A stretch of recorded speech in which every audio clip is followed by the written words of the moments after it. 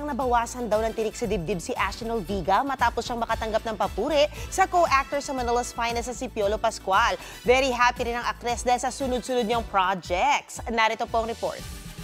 Oh, galing ka na mag-sorry. I'm sorry. Isa ba? From TV, music, at pelikula, talagang on her way to dominate the entertainment scene ang it girl of the moment na si Ashtin Olviga.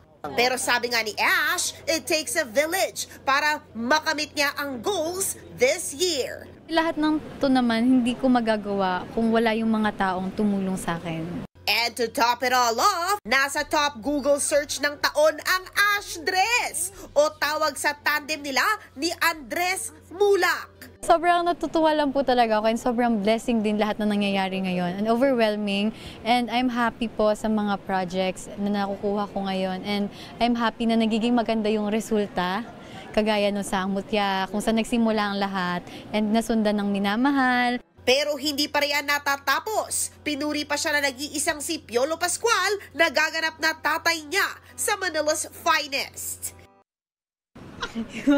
Kakahiga naman yun, Miss FJ. Ano yun, fan question yun na talaga sabi ko, pinromise ko, itatanong ko at ang ganda ng sagot ni Papa. Oo nga, natuwa ako. Ano reaction parang mo? Nabawasan ako ng tinik sa puso ko. Kasi syempre, habang ginagawa namin yung eksena, tatanungin mo sa sarili mo, okay ba? Okay ba yun?